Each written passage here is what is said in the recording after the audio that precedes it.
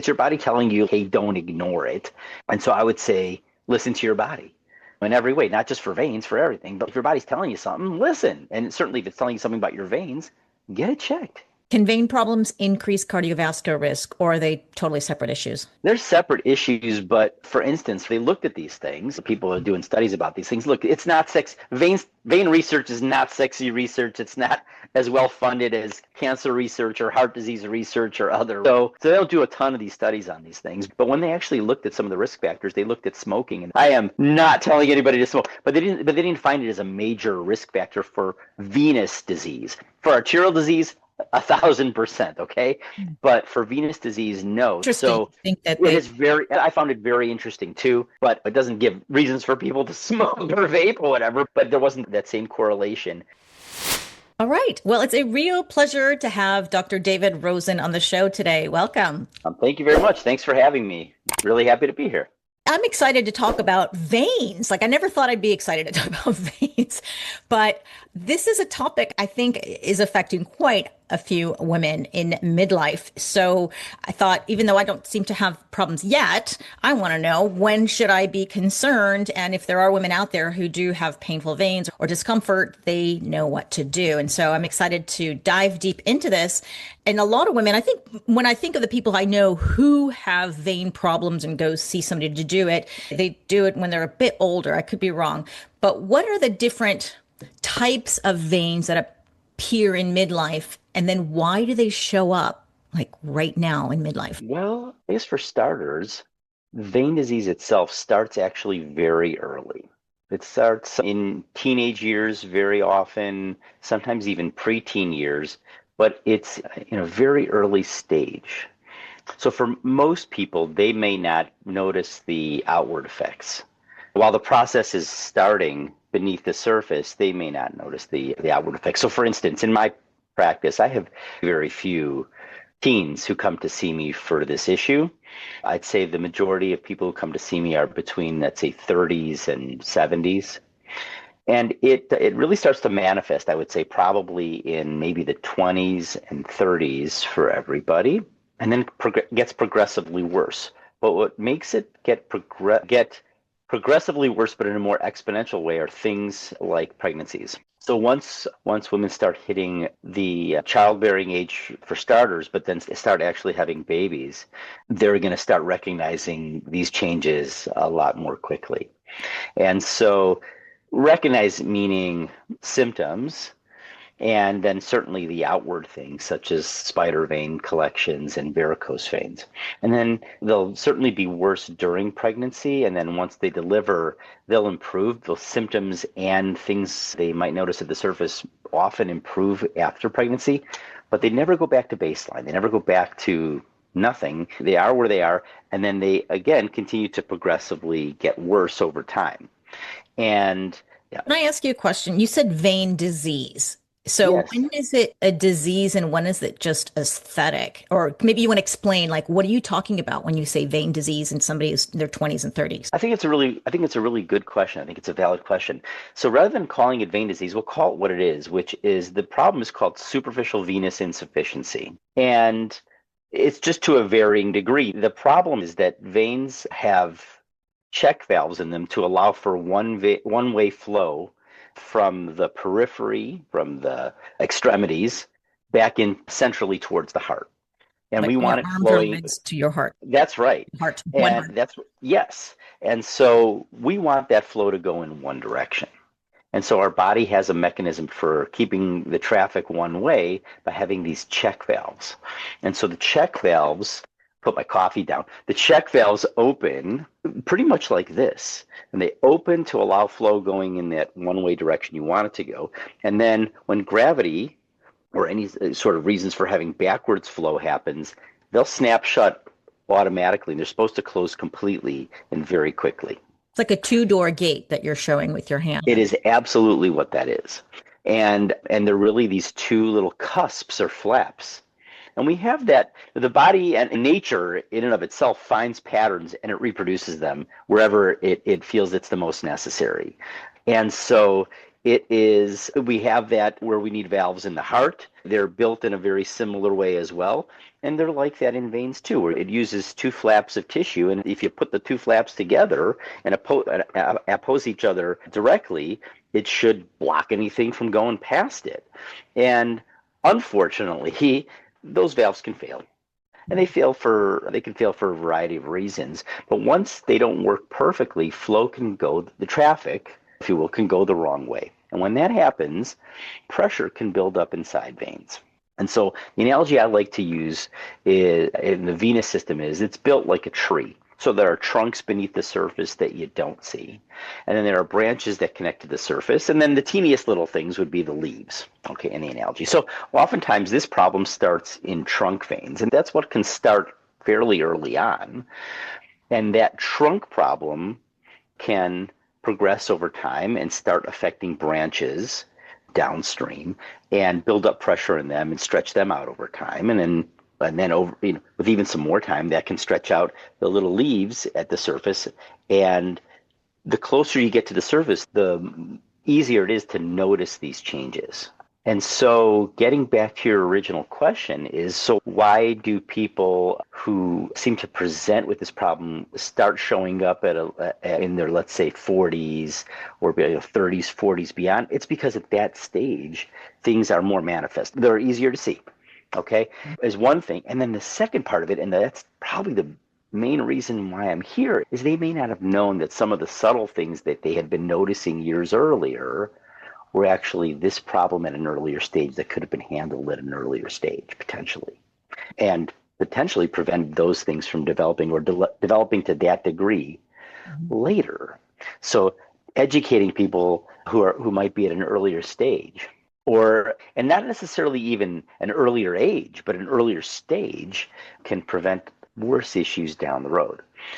But more apropos to I guess this podcast and to the listeners is that as time has gone on and these issues have been allowed to progress, you're going to start noticing more things at the surface. Mm-hmm. And so we talked about trunks and branches. In the superficial venous system in your legs, there are certain usual suspects. There are certain trunk veins that we're going to find this problem more commonly. And those would be trunk veins that are a trunk vein that is in the inner thigh and leg. It's actually the longest vein in your body. It's called the great saphenous vein. That one starts at your inner ankle and for most people goes continuously all the way up to the crease in your groin. And that is the great saphenous vein is a very common trunk vein to find venous insufficiency in along the way. Another one is behind your calf. That one is called, there's been various terminologies over the years, but the one that it seems to have stuck for the past decade or so is the small saphenous vein. So great saphenous vein, and then this one is the small saphenous vein. It runs for most people, behind your calf. Mm-hmm. So it really starts towards your outer ankle and then travels up behind the back of your calf. Almost, if some people can remember what those silk stockings used to look like, and there was a little seam at the back in those stockings. Yeah. And people, I think women, when they couldn't afford the stockings during World War II, would paint the little seam on the back of their legs. Right? So that's how the small saphenous vein runs up the back of your calf and connects in with the deep vein for most people right in the space behind your knee. Okay. The way I understood it is that we tend to see these vein problems as we get older just because of time to build up. They probably started in our 20s. Maybe we get pregnant. They might slightly go away, never go down to baseline, but then come back probably with a vengeance. And they had to be taken care of. So I'm thinking when I think of veins, like as you're describing this, I'm thinking these are the legs, right? I think of the varicose veins, those bigger ones, and they pop out. And then I'm thinking of the spider veins that are maybe very thin, but maybe a little bit reddish in color. And you correct me if I'm wrong, because there are probably many other veins, but those are the two that I'm thinking of. And I'm always thinking of the legs. But does it happen on the face, on the arm, neck? Like where else do people have a vein disease? You could have noticeable veins in places other than your legs for sure.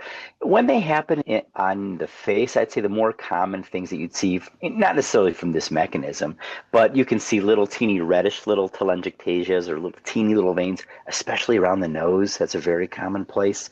And where else What's other that? than Like, what is that? Wait, where does it come from? those are just little, I mean, these little reddish vessels that for some people, they might be more prone to developing than others. But honestly, it's such a super common problem that many people can notice this, is they can just develop, especially noticeable in this area. It doesn't have to be associated with any other diseases. I say in the same way as that a skin tag, some people get them and get them in certain places. And these are things that they're completely benign, and they're treatable as well nowadays with various lasers that people can use to zap them and get them to go away very successfully. So that's one place. I guess the décolleté area for women especially, they might notice bluish veins that can often develop in this area. In my practice, where I focus on it are, just as you described, the varicose veins and the spider veins that people, not just women, but I say it certainly is more common in women, but for people to develop in their legs. Mhm. And so those bulging veins that you see at the surface, those are the branches off of those trunk veins that have gradually started to stretch out over the years because of excess wrong way flow and excess pressure that's building up. And because they live so close to the surface, when they stretch out, you can notice them. And then the spider veins, again, not all spider veins, but some of the spider veins that have collected in certain areas, in certain territories at the surface, those would be the leaves in the tree analogy. So that's exactly right. So those are the things that become very common over time. So are spider veins dangerous? So should we be taking them out? So they themselves, they're a nuisance. They're a nuisance. They're not going to cause any. They themselves won't cause any medical issues, but they can be a warning sign that there are other issues that are lurking. It's the tip of the iceberg. That there are worse things potentially lurking beneath the surface that can lead to significant problems. So it's not necessarily something to be ignored, and not from an aesthetic standpoint either. What would be clues that might suggest that maybe there's something else going on? Okay, beneath the surface would be symptoms. And so the most common symptoms that I hear from people who come in with venous insufficiency, whether they knew it or not, are things like having legs that feel heavy or tired. And all these symptoms they're mainly noted at the end of the day, and it'll be really obvious in a second why. But heaviness or tiredness in your legs, like you feel like you got lead weights attached to them, especially at the end of the day. Leg cramps at night, in the evening time or nighttime. Restless legs. Restless legs is a problem that plagues many people out there, but very few people know that there can be a connection between restless legs, a sensation where you feel like you got to move your legs around in order to get more comfortable. And it's especially when you're laying down at night, you're trying to get to bed, but now you feel like you got to get up and move around. I would say that's You're, magnesium. I told you that last time, remember? what? I was like, That I is think a a restless leg, either hormones or magnesium, the two thoughts that I have in my well, head. But yeah, but you got to add this to your list, because if one out of every four people out there in the U.S. for one, oh, you'll like this one. So here's some stats, right? So one out of every four people, according to some studies, have venous insufficiency of some stripe. Okay, Mhm. it is a lot. So it's a super prevalent problem. And so is restless legs, right? So if you put the two together, sure, electrolyte, when some of your electrolytes can be off, right? Or certainly hormonal shifts and such can play a component, but venous insufficiency can too. And how do I know this? Well, I've got a lot of patients who come into me with restless legs, and then I do the things that I do all day long to help people with this problem, and we eliminate the restless legs.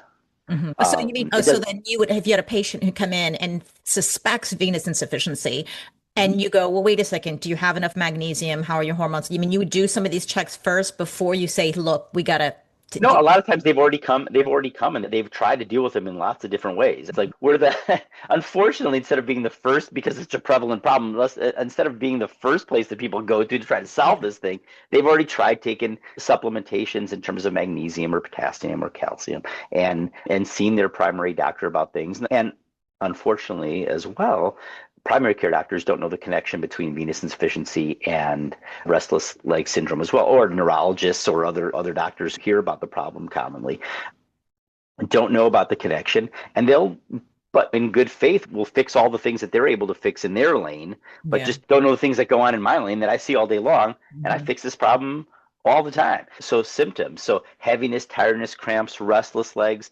chronic swelling. And again, can these things, can feeling tired, especially at the end of the day, come from other things? Yeah, like life, right? But specifically in your legs, again, commonly from venous insufficiency. Swelling, a lot of roads, many roads in medicine can lead to swelling. But again, but if you add in some of the other symptoms that I talked about, you add in some of the things that can be noticeable at the surface, again, it's just more clues to add together. And then another symptom that people don't commonly associate with venous insufficiency is itchiness. Like their legs feel a little bit more itchy over time, because as this problem gets ignored for a long enough period of time, it starts to lead to chronic inflammatory changes in the skin, especially in your lower legs. And so the way that can show up and bug people is with chronic itchiness, especially in your lower legs and especially in the evening. And again, we ask everybody who comes in to see me, have you noticed any of these symptoms? And people are like, oh yeah, circle that. And then we put it all together and I say, well, you got these symptoms. It certainly is suggestive of having venous insufficiency. And you are one of four people around you who could have this problem, because it's a super prevalent problem. Let's see if there's a connection. And so how I do that is by doing it. And again, these are all painless tests to do this. So a painless, harmless test is ultrasound. So I do an ultrasound in these people in my office, and we can diagnose exactly where the source of the underlying issue is and map out a treatment course that's tailored to them of how to solve it. And then eventually we get around to doing it. And then I would say symptom wise, it would be I've seen it within a few days, certainly after procedures, but more commonly it's within a few weeks after the procedures. People start noticing a difference in how their legs feel, and those symptoms start to improve. So it's a fairly quick response. That's amazing. I want to know then, the people who come to you and they've ticked all the boxes and said, I've got all these symptoms, do they always have visible, noticeable veins and you can go, aha, No. it's over there? Or you're using the ultrasound because they could have perfectly legs with no veins protruding and yet you need to find them? Yeah, some of it is when they come to see me, but they're in terms of how proactive they are. Some people are a little more self-aware, and the educate doing things like this to educate people has gotten to them, and they're like, okay, maybe this is venous insufficiency. Let's check it out. But overall, there is a spectrum of disease, like there is with many diseases, right? So for vein disease, the people who are in my world of phlebology, or the field of medicine that deals with this issue, how we've categorized it is something called the CEAP, CEAP scale. I won't go into the complete nerdiness of it all, okay? But really briefly, all right? The scale goes from 0 to 6, okay? So 0 is nothing. You don't see anything at the surface. You see 0, okay, at the surface. All right. 1 would be some spider veins. 2 is varicose veins. 3, swelling. We start noticing edema, which is the fancy doctor word for swelling, right? And then once you start getting 4 to 6, you start seeing skin, not just varicose veins or some swelling, you start seeing skin changes. So remember how I just mentioned before that you leave this alone for long enough and it can start causing inflammatory changes in the skin. And so that might start with maybe the itchiness. It might start with a little bit of redness in the skin, in the lower legs especially. But it goes on long enough, and that redness starts getting darker, and the skin condition itself starts getting thicker, more leathery over time.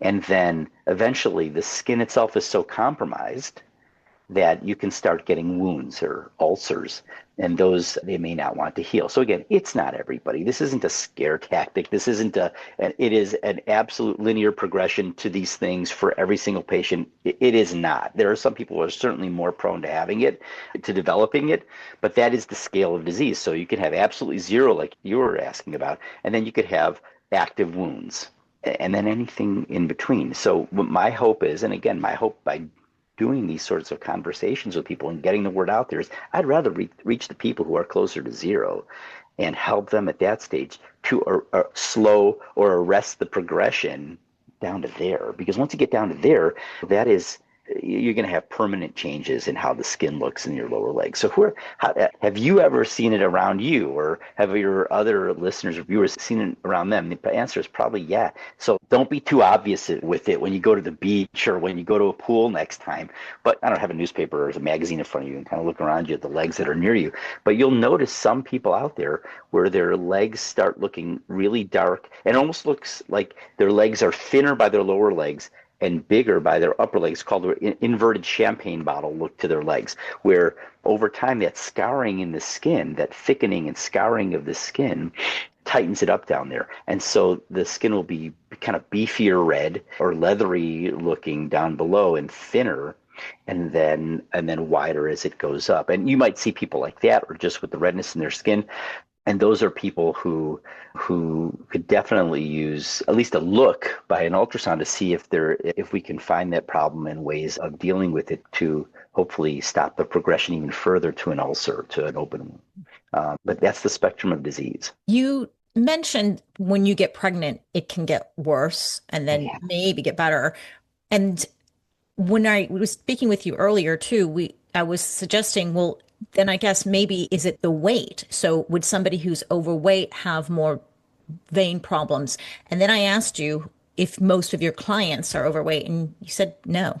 No. So let's talk about weight. When people come in to see me, it's interesting. They kind of look for reasons in themselves why, like, hey, was this something that I did to have this happen to me?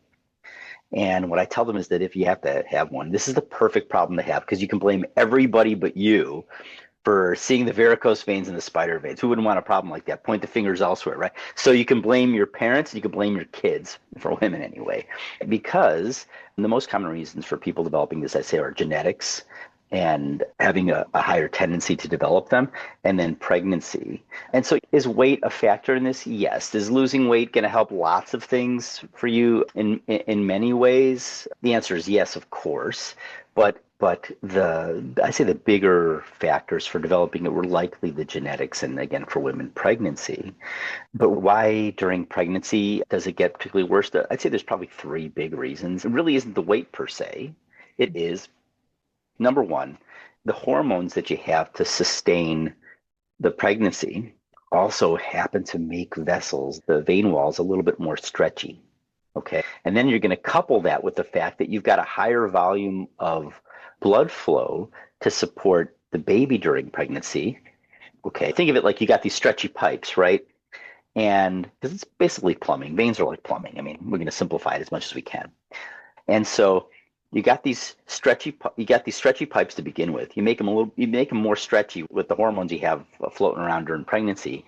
You've got more flow going on in these pipes during pregnancy, and then finally you've got a baby that is getting progressively bigger in your pelvis and squishing down on the outflow veins that are coming. The veins all channel together like little streams that go into like rivers, and the rivers go into like bigger rivers and then eventually flow into the ocean. All right. So that's how all these things work as well. And so if you've got something that is pressing down and impeding flow downstream, that pressure is going to build up.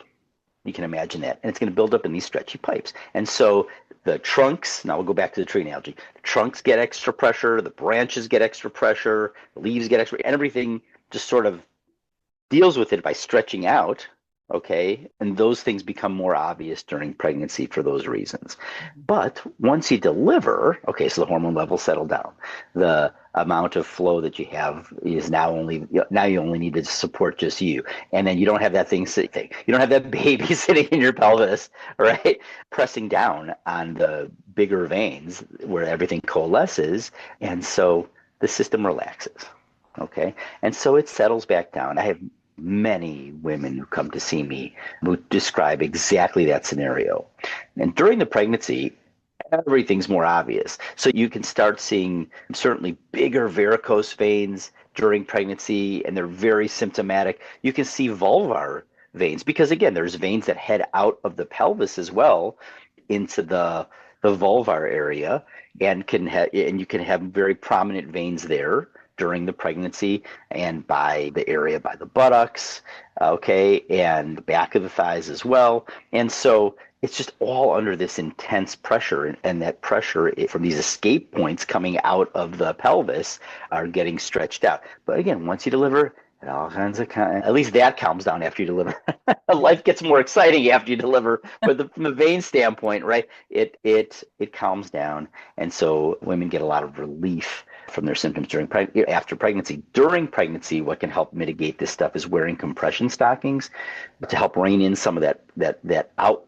The pressure that's pushing out from these vessels can be counteracted by wearing compression from the outside and helping to rein these things in. And once they develop, everything settles back down, but doesn't go completely back to normal. Now, some people go back to normal enough where they're, and this is super common, where they say, oh, okay, I can ignore that again. And then they just ignore it for a bunch of years, and then things kind of settle down, but they get slowly, progressively worse. And then there's another pregnancy, bam. And so you get exponentially worse again. You're like, oh, yeah, I forgot to handle that after that last pregnancy. And then again, it settles back down, and that whole chain of events happens. And so that's why I'm seeing people maybe in their 50s or 60s when they might have been able to see them and handle this a bit earlier, or 70s and handle it a little bit earlier. But Is there a problem in doing it later? I mean, is it better to take care of it earlier because you? So spectrum of disease, right? The sooner I can catch you along the way, the less likely the out there, right? So the more likely I'm handling it in the ones, twos, maybe threes, and not the four, fives, and sixes. Yeah. Okay, and from the symptom perspective too, because it continues to progress. It's not just during pregnancies, but even postpartum. And my legs are really heavy at the end of the day, and they're really talking to me at the end of the day, and I'm uncomfortable, and I get crampy, and I get restless legs are worse now. And again, potentially avoidable, okay, and fixable.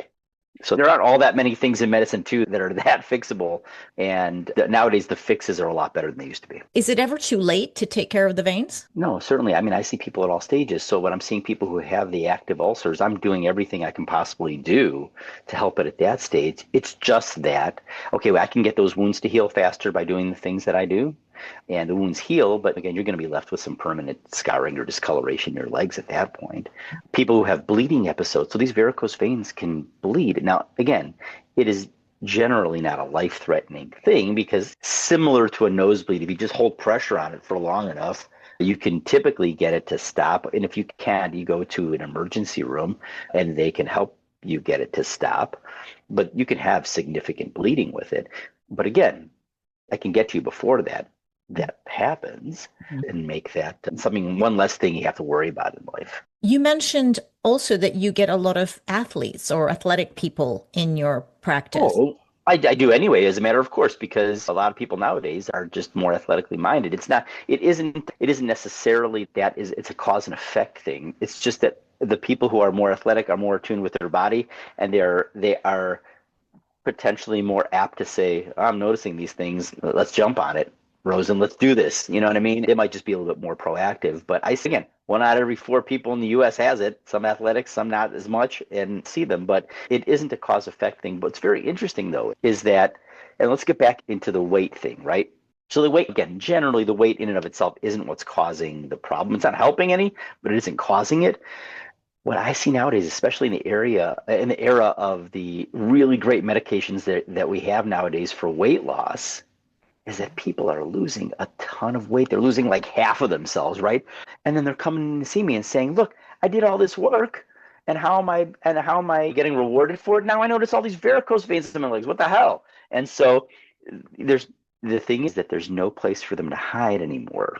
Oh, I see. Right. So now these people, maybe if they weren't as athletic, but they've gotten leaner.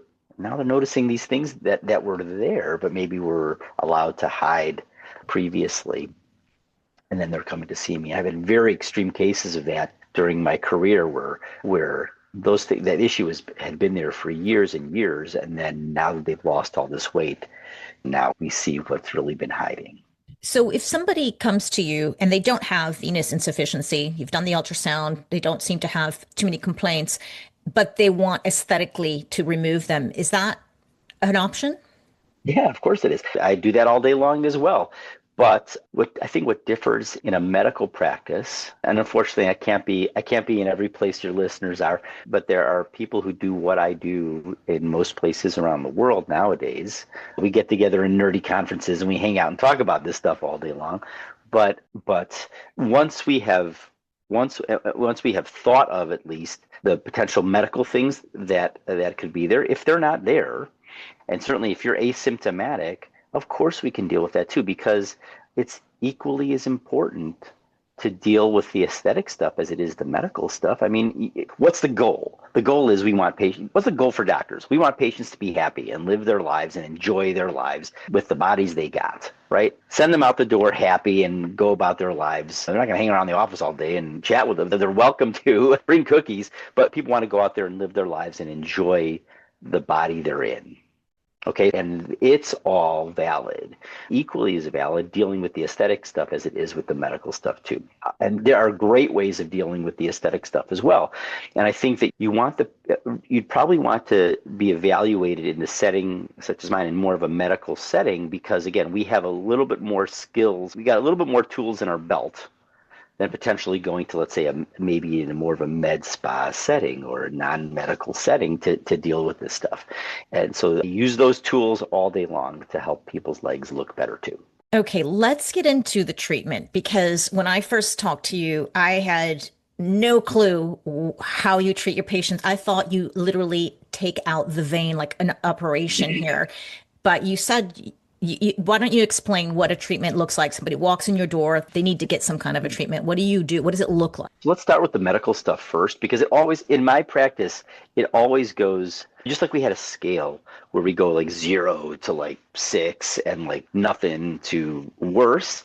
There's also an algorithm, a recipe for dealing with the visual stuff as well. So the first thing is if you got underlying wrong way flow, you want to deal with that stuff first.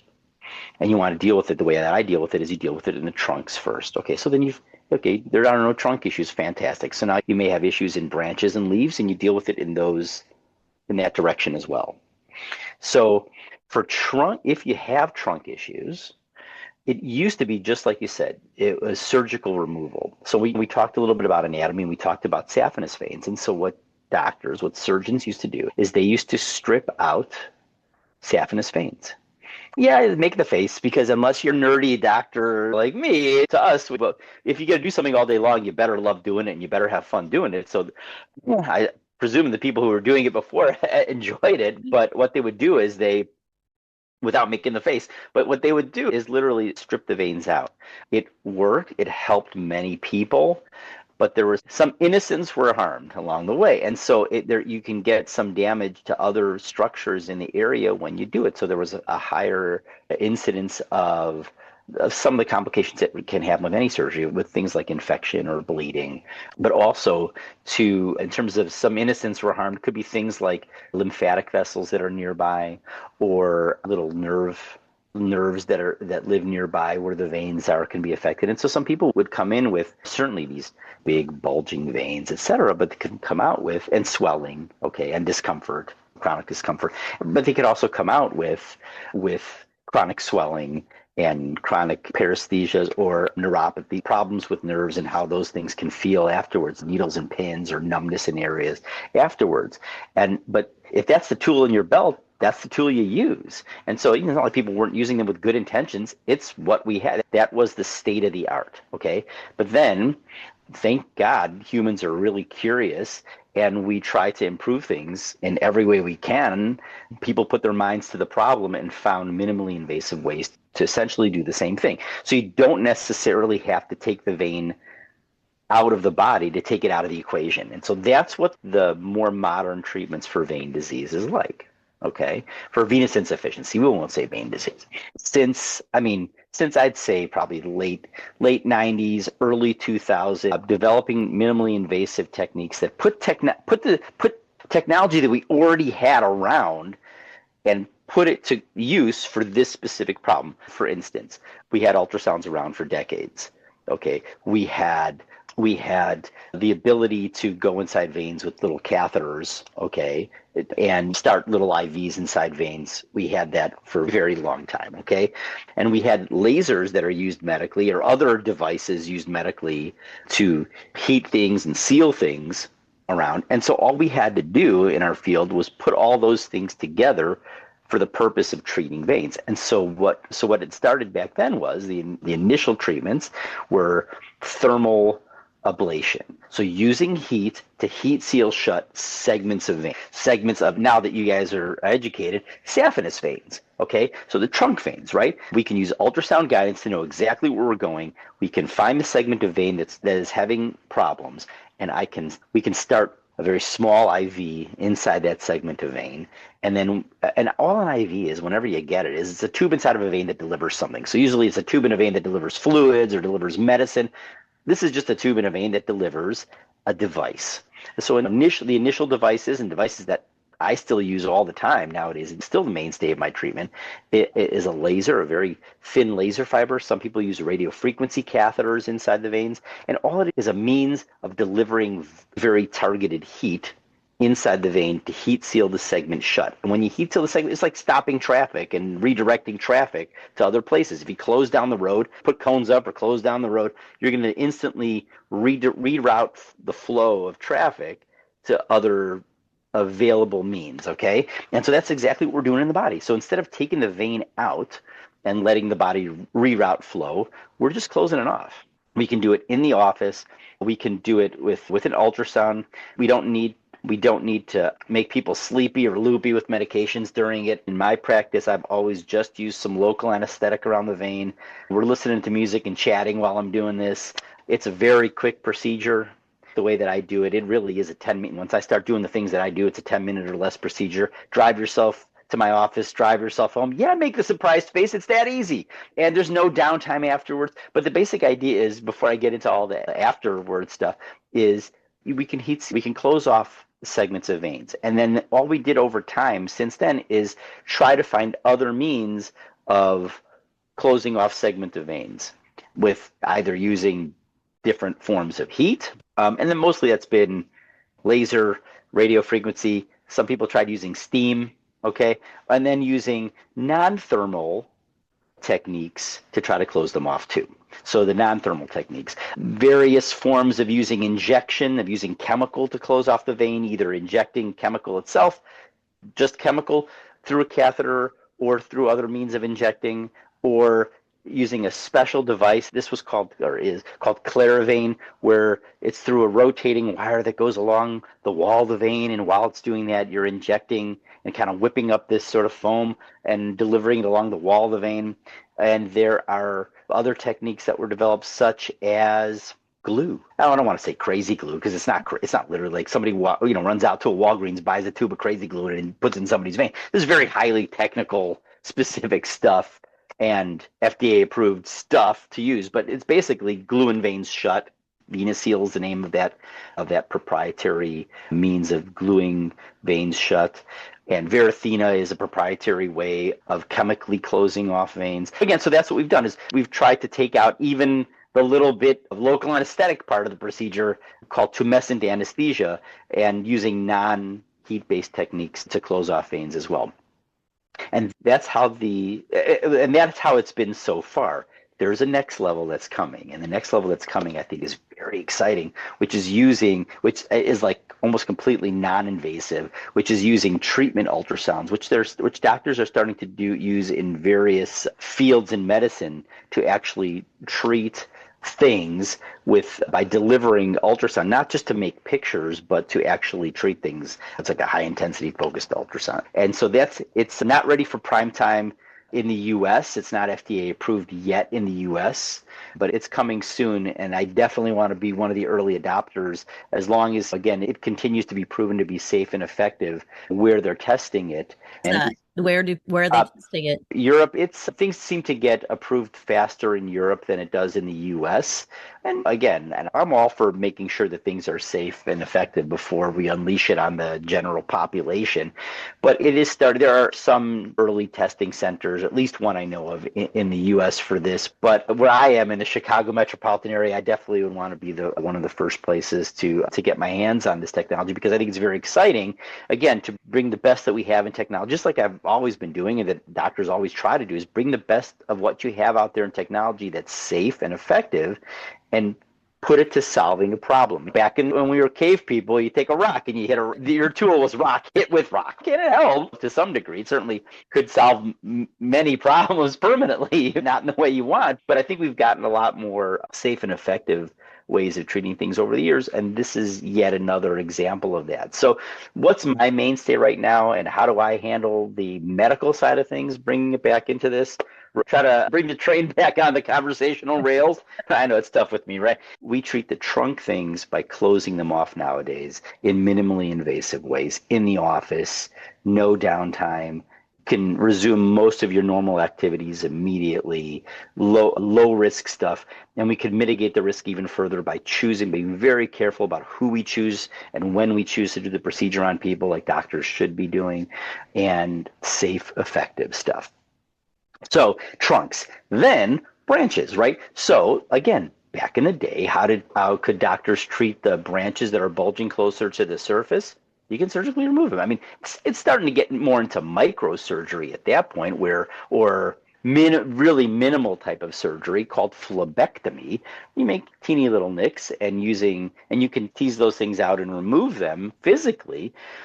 Again, when you do things that are a little bit more invasive like that, you will remove those veins. But again, there are attendant risks with it potentially as well. Okay. So there's a minimally invasive way of doing that too. And the way that I generally choose to do it is by injecting them. So rather than physically taking them out of the body, I can take them out of the equation without doing that by telling your body to close them off and make them shrivel up and go away over time.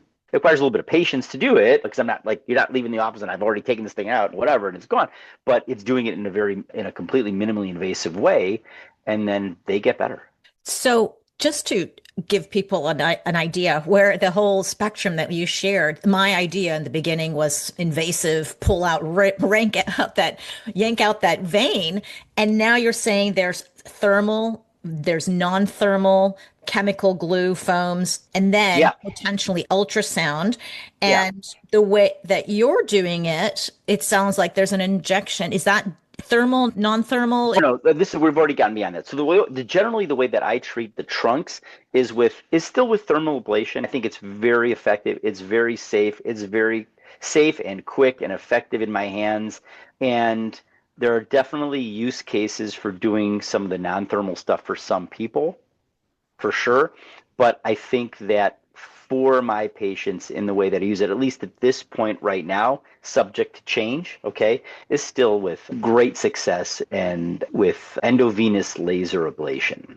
Oh, the first one that you were explaining to me. Yeah, You yeah, put and the it's knife. like the most time tested. Again, in my hands, with my experience with the thousands that I've done, that's the thing that I can stand the most behind. But there are definitely use cases for using the chemical versions as well. And then for the branches, sclerotherapy. So when you inject chemical, you're injecting chemical into the vein in the hopes of not just closing them off temporarily, but actually getting your body to scar them down and make them shrivel up and go away. Scar therapy, right? So sclerotherapy, that's basically what that is. Again, the chemicals that we use around the world, there's a few that we use most commonly. There's things that come in medicine in and out of vogue, but nowadays most of the people are doing what I do. Will use one of two chemicals mainly to get veins to close off. And they're in a class of drugs called detergent sclerosants. So it sounds like detergent sounds like it's soapy stuff, because it is.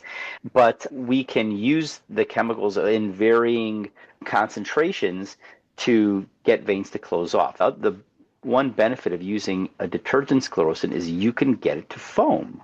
You agitate it, and you can, using various means or various gases, you can get it to turn into a foam. And when you do that, you can make it more effective, especially treating a little bit bigger sized veins. So people can come in with these big honking veins in the legs, and I don't have to surgically remove them. I can just leave them where they are. I can decompress things a little bit by treating the underlying reflux that led them to get stretched out in the first place, and usually get them to shrink a bunch just from that initial trunk procedure. And then I can complete the rest of the things the rest of the way by injecting the branches. And then over the course of some weeks, they shrivel up and they get better at the surface. And it might take longer for them to actually have your body resorb them over time, but effectively, from the patient's perspective, within weeks, those things are better and aren't bulging anymore. So And a question, oh my gosh, I'm wondering then, in your practice, you're using various different types of techniques depending on the vein or what part of the vein. Is that, did I understand? every patient's different, sure. Yeah. So what, generally speaking, not just you, because we know these benefits of, wow, this can be life-changing. What are the risks? So the risks there's risks that it is everything in medicine. So Hmm. it isn't just this is applicable to anything you do, any procedure you're going to have, any pill you're going to take. There are risks that the treatment has, and there are the risks that you bring to the table before you get the treatment. Okay. And so you've got it's caveat emptor, so the buyer beware. So like when you're coming to something, it's always best to know the most that you can about you so you can convey that to your doctor when your doctor's trying to get a thorough medical history. And not only knowing about you, but knowing about your family history as well. So you come armed with a really good history of yourself and your family. Not everybody's able to do that, obviously, but the best you can. Then the medical types will come and ask you medical type questions, and we're going to elicit from you answers that will help us to risk stratify you. And then the treatments that we have, they come with attendant risks potentially as well. So how is that in this space, in the vein space? Well, the biggest thing that people think about, I would say, is probably what they're wondering about is, am I going to get a clot in a deep vein, a blood clot in a deep vein, DVT, or venous thromboembolism? It's all different various ways of saying sort of similar things. And is that going to happen to me? Or can that happen to me with this stuff? And the answer is yeah. But is my personal risk that I'm bringing to the table low, medium, high? And is the risk of the procedure low, medium, high? So anything that I'm going to offer in terms of the procedures that I offer to people, those risks are going to be low. I'm not going to put it in my tool belt if it's a high risk procedure. Okay. If for one thing, so nothing that I offer is a high risk procedure in any way. Okay, so then that makes it even more important for me to try to risk stratify the stuff that the patients bring into the table. All right. So I want to know is, do they have a history themselves of having a higher tendency, a propensity to make a blood clot in a deep vein? Have they ever had one before? If you do, you can make another one. You've got a higher risk. Did you recently have any major surgery? There's a whole list of things that we think about. Do you have other medical issues that make it a higher make you have a higher tendency of making blood clots in deep veins? And there's a big list of them. And then we can also figure, are you on any medications that might make you have an increased risk of making blood clots in deep veins? We're supposed to know those things. So if a woman comes in and she says she's on oral estradiol, which has Again, birth hormone. control for that matter. Correct. So let's separate them. So if you're on something that's supposed to be sort of physiologic doses of things in order, if you are perimenopausal or menopausal, right, and you're trying to not return people back to the baseline of what they're supposed to have, then you're at the baseline. Okay, so we're not gonna count that right now. But if you're on oral contraceptive pills that have especially if they have a higher dose of estrogen, and then of course that as most people will know when they're taking those pills, you have a higher risk of making blood clots in deep veins.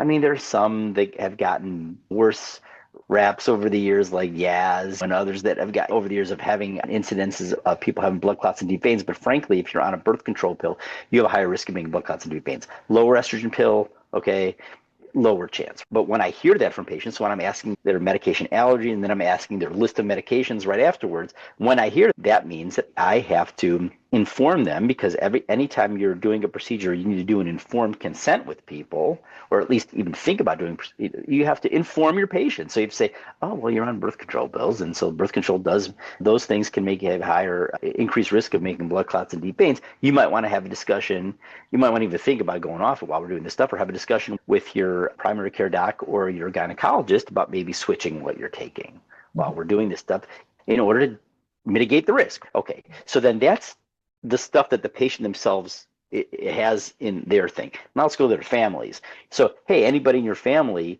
have history of making any blood clots? They did? Okay, let's hear about the circumstances. Were they older? Were they younger? Did they just have a surgical procedure or some kind of injury like a skiing accident or something that you can call a provoked clot?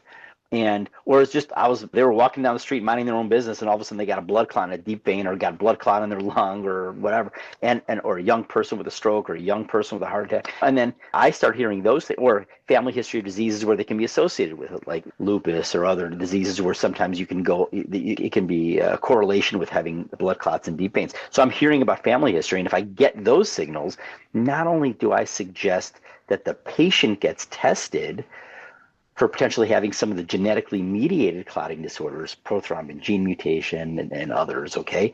Factor V Leiden is another one that's fairly common, okay? I also tell them to get their family tested too, if they've never been tested. And so again, I've seen all these scenarios. I do this all day long for years. And not only have I gotten patients diagnosed with clotting disorders that they never knew about, and they're seeing me in their 40s, 50s, 60s, maybe beyond, and they've never been diagnosed before. But then we get their families tested, and then people, all the different directions in their family trees are getting diagnosed with clotting disorders too, and potentially preventing chaos in their lives if they didn't know this, okay? So the risk of blood clot and deep veins is one, but we try to mitigate the risk as much as possible by doing the things I just talked about. Okay. Now, So, let's say sorry to interrupt, but let's say you come to me and you know that you've got a clotting disorder, again, we take those things into consideration, or if there's other risks, et cetera, we take those things into consideration. And it doesn't mean that we can't do the things that we do. We just have to try to mitigate the risk as much as possible. If we still feel that it's important to do these procedures, we can do them on blood thinners. I do these procedures, and again, so if you think that the next risk potentially to talk about is bleeding from procedures, that risk is just exceedingly low. And I can do all these procedures that I do with people who are on blood thinners, who are on full anticoagulation mhm. without issue. Yeah, so they're workarounds. So it doesn't mean that you're not a Totally. candidate, but you got to inform your doctor for sure so that they know, because you don't want to have surprises. Or Eight, exactly. eight surprises, yes. So my one of my last questions, and then we're going to do a rapid fire here. But what generally is the cost in the U.S. for these kinds of procedures? What can we expect? And does insurance cover this? Yes. If you have, now we can talk shop, right? Because we've educated everybody, right? So if you've got venous insufficiency in your saphenous veins, and we can demonstrate that on ultrasound, generally that's something that most insurance companies, commercial insurance and Medicare, Mhm. okay, will cover. Will they cover absolutely every vein that you found it in? Unfortunately, no. But it is a coverable, these things are coverable procedures. Now, not the newest, latest, greatest procedures might not be coverable initially, okay, because they haven't made it into the approved procedures list in the insurance companies, but eventually they do. And for the most mainstay things that we do, that certainly that I do, they're coverable. Trunk veins, okay? For the branches, phlebectomies, they're doing physical things. Again, they generally are covered, but those are the things that don't necessarily need to be done for everybody, okay? Sclerotherapy, yeah. So the insurance companies will also cover some amount of sclerotherapy. Different insurance companies, will cover more or less sclerotherapy for their insured patients, but yes, potentially coverable. And so it really depends on the carrier and then your particular policy. And there's a lot of variation. When you're starting to talk about, and again, I hate surprises, like I just told you. And I hate surprises and I like transparency in everything that I have for me and for my family, and and the same expectation what I have for my patients. It's very difficult to deliver it perfectly in this case because everybody's got a different insurance policy and everybody's got a different deductible amount and everybody's got different co-insurances that they have to pay. And so if you come armed with more information such as here's where my deductible's at right now. Here's what my co-insurance is. And once I hit the deductible, I only have to pay 10% or 20% or whatever. And I'll get you, here's the things that I think you need to be done. We can put all that together and we can calculate a guesstimate. That's for people with insurance. For people without insurance, they'd be self-pay, or in my particular practice, I don't accept HMO. I don't participate with Medicaid. But for people who aren't covered, who either are uninsured or underinsured, we do discounted rates for everything that we do. I don't think anybody should be denied treatment, and we try to find ways But just like there's workarounds of ways when you have medical issues to get around things, we try to find workarounds for people financially as well. But it's really very difficult for me to answer the cost of it because there's so many moving parts to everybody's insurance policies. But what I will say is that don't go into any of these procedures, wherever you're going, without hearing from them first, or at least getting the information from the place you're going to in order to help you find out what your guesstimate will be for your procedures, if not having them deliver for you, like we do for our patients, a best faith estimate of what your out-of-pocket cost might be for all the stuff you need. Yeah, I can imagine. It's just very, everyone is individual. Some people, it is a spectrum. Some people need it a little So bit, it's such a and other spectrum. people need like major stuff. But if you were to say about in the middle of the road, are we talking about hundreds of dollars or thousands of dollars? You're probably talking in not like 20,000 or Yeah. 10,000 necessarily, but you're For both. talking some, yeah, for most people, for people with venous insufficiency, I would say. Again, hard to nail me down on this one. There's too many moving parts. For surface sclerotherapy, less. Mhm. Okay. And then different people are going to charge varying amounts, and not necessarily for the wrong reasons, depending on who's doing it for you. Like, are you going to a med spa and somebody maybe who hasn't been as thoroughly trained potentially doing it? Not to say they aren't experienced, but who doesn't have the whole broad perspective of treatment options and treatment experience under their belt? Or are you going to a place that, like my practice, which just does this all day long? That's all Mhm. we do. That's the lane that we're in, and that's what we do.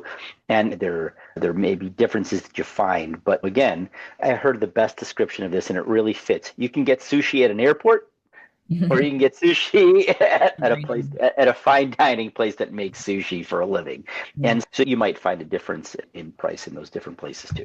Yeah, these kinds of things I wouldn't recommend people to get in a spa or type, even a med spa. I had two hip surgeries, so I didn't go to a guy who did wrists, elbows, knees, and hips. I did the guy who just did the hips like all day long. This is going into your body, and I think even though this is not it's not invasive, you still kind of want. I would like to minimize the risks. That's my. And there is a governing board. There's a governing board for the field, that this phlebology field, the American Board of Venous and Lymphatic Medicine. So if you're trying to find, if you can't find me, if you can't get to me yet, we'll come to a neighborhood near you eventually. But until we're there, what I would start with is going to the American Board of Venous and Lymphatic Medicine website, or American Vein and Lymphatic Society. American Venous Forum might have one too. A lot of these societies will have find a physician feature on their site. And so looking for somebody in any field in medicine, cardiology, surgery, whatever, and finding somebody with board certification means that you're finding somebody who has put in the time to not only educate themselves and get experience, but is also maintaining their knowledge base too, because it requires that you keep learning all the time. And so I would say look for somebody with board certification near you. Okay, ready for the rapid fire? And then we're gonna Come wrap. on, let's do this. Okay. So, Dr. David, you have treated thousands of patients with vein disease. So, I want to tap into your real world experience with a quick rapid fire round. Are you ready? Yes. Okay. Are most vein problems cosmetic or medical? I'm getting it's skewed. It's probably, I'd say the underlying reasons of them are probably mostly medical. Not everybody's symptomatic, and so people might just be at the aesthetic stage. True or false? Varicose veins are just a normal part of aging that you have to live with. False. Compression- Do you want the why? Yeah. It's just a rapid answer. Yeah, that's the kind we want. So, Right. compression stockings, are they a helpful tool or overrated band-aid? They are helpful no matter what, as long as they are fit properly. That's a real key. And if they're fit properly, they can be very helpful. And everybody should own a pair. And when they're on a flight that's 3 hours or longer, should be wearing them, because anybody who's in that situation is at risk for developing blood clots and deep veins. One of the doctors who is very big in the field for many years and is actually from the Chicago metro area, Dr. Joe Caprini, developed a scale, the Caprini score, which you can find online and you can take for yourself of what inherent risks you may have for developing blood clots. And again, one of the things on the list is flying. And so if you're going on a long haul flight, especially a cross country flight, or anything that's like 3-4 hours longer, et cetera, anybody listening out there is at an increased risk. So get compression stockings, make sure that you're fit well when you get it. That's the only thing. If they're too tight around, if you're only getting the knee high ones and they're too tight around your knee, they'll act like a tourniquet, and you don't want that. so that you can actually make your swelling and discomfort worse by wearing them. So helpful. Are they a Band-Aid? If you are a suitable candidate for the procedures that people like me do to treat venous insufficiency, and all you're doing for it is you're a good candidate, and there's all the stars and planets are in alignment, and you can get these things done, do the stuff. But if you can't, if you're not a good candidate, or if it's not the right time for you for whatever reason, do the stockings. It helps. Estrogen loss, like in menopause, is it a major player or minor contributor when it comes to vein issues? I don't think that the loss part is a major player in vein issues, but I think that, again, if you want your patient to be in homeostasis in every way you possibly can, and so that is in body, mind, spirit, whatever you can. And so my suggestion as a physician and fellow human is try to get your life in balance in every possible way, and one of them is hormonal balance too, certainly. Genetics or lifestyle, which matters most for vein health? Unfortunately, like I said, pointed in every direction but you. It's genetics are probably a bigger factor why people are getting them. But again, there are lifestyle choices that you can make that can improve things symptomatically for you, improve how you go into getting these procedures done, and your suitability for getting these procedures done. So I'm not saying don't work on you. We're all works in progress. Work on you for sure, but you're probably not the reason why you got it. Painful veins always mean something serious. Yes or no? I don't know about serious. People ask me, is it bad? Is it the worst one you've ever seen? Is it terrible? Let's not put pejorative things on this or subjective descriptions of this. Venous insufficiency is venous insufficiency. If it's painful, whenever you have a pain, it's your body telling you something. It's your body telling you, like, hey, don't ignore it. And so I would say, listen to your body in every way, not just for veins, for everything. But if your body's telling you something, listen. And certainly if it's telling you something about your veins, get it checked.